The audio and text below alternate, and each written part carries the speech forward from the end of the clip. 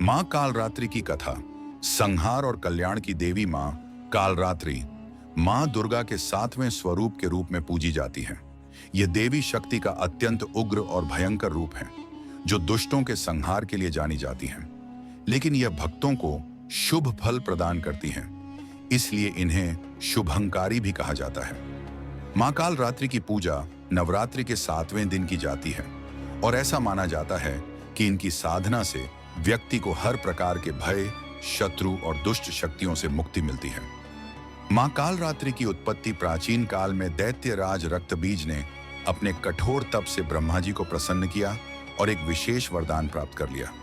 वरदान के अनुसार जब भी उसके शरीर से रक्त की कोई भी बूंद गिरेगी, उसी से एक नया रक्तबीज असुर जन्म ले लेगा।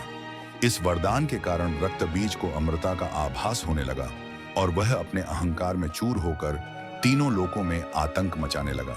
उसने स्वर्गलोक पर आक्रमण कर दिया और देवताओं को पराजित करके उन्हें स्वर्ग से निष्कासित कर दिया। हर तरफ रक्तबीज का साम्राज्य फैलने लगा। उसकी शक्ति के सामने कोई भी टिक नहीं पा रहा था। हार कर देवता भगवान शिव, विष्णु और ब्रह्मा के पास गए और अपनी पीड़ा सुनाई। सभी देवताओं ने मिलकर मां दुर्गा का आह्वान किया और उनसे प्रार्थना की कि वे इस दुष्ट असुर का वध करें। मां दुर्गा ने आश्वासन दिया और जब उन्होंने देखा कि रक्त बीज को साधारण रूप से मारा नहीं जा सकता, तो उन्होंने अपने भीतर की प्रलयंकारी शक्ति को जागृत किया। उसी समय मां दुर्गा के भीतर से एक भयंकर शक्ति प्रकट हुई, जिसने संपूर्ण ब्रह्मांड को कंपा दिया। वह शक्ति थी मां कालरात्रि। मां कालरात्रि का स्वरूप अत्यंत विकराल और भयंकर था। इनका रंग गहरे काले रंग का था। इनके बाल बिखरे हुए थे। उनकी आंखें अंगारे के समान जल रही थीं। इनके गले में नरमुंडों की माला थी। वे गर्दब गड्ढे की सवारी कर रही थीं। इनके 4 हाथ थे, एक हाथ में तलवार, दूसरे हाथ में लौह अस्त्र, तीसरा वृद्ध मुद्रा में और चौथा अभय मुद्रा में था। मां कालरात्रि की भयावह गर्जना से संपूर्ण ब्रह्मांड कांप उठा। जब वे रणभूमि में पहुंची तो रक्तबीज ने अपने विशाल सेना के साथ उनका सामना किया। मां कालरात्रि ने अपने त्रिशूल और तलवार से असुरों का संहार करना शुरू कर दिया। लेकिन रक्तबीज का वध करना कठिन था, क्योंकि जैसे ही मां ने उसे घायल किया और उसका रक्त धरती पर गिरा, वैसे ही उसी रक्त से सैकड़ों रक्तबीज उत्पन्न हो गए। इस तरह युद्ध समाप्त होने के बजाय और भी कठिन होता जा रहा था। रक्तबीज का वध तब मां कालरात्रि ने एक अनोखी रणनीति अपनाई। उन्होंने अपना विशाल आकार धारण किया और जैसे ही उन्होंने रक्तबीज पर हमला किया, उन्होंने उसके रक्त को गिरने से पहले ही पी लिया। मां कालरात्रि ने युद्ध में ऐसी प्रलयंकारी शक्ति दिखाई कि रक्तबीज का कोई भी नया स्वरूप जन्म नहीं ले सका। अंततः उन्होंने रक्तबीज का संपूर्ण रक्त पीकर उसे पूरी तरह नष्ट कर दिया। जैसे ही रक्तबीज मारा गया, देवताओं में हर्ष की लहर दौड़ पड़ी।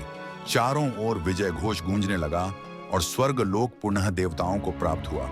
सभी देवताओं ने मां कालरात्रि की स्तुति की और उनकी अर्चना की। मां कालरात्रि की महिमा और उपासना का महत्व। मां कालरात्रि की पूजा से सभी प्रकार के भय, बाधाएं, शत्रु और दुष्ट शक्तियां नष्ट हो जाती हैं। ये देवी काल और अंधकार का नाश करने वाली है और भक्तों के जीवन में प्रकाश और शुभता लाने वाली है। जो व्यक्ति मां कालरात्रि की आराधना करता है, उसे अचानक आने वाले संकटों से मुक्ति मिलती है।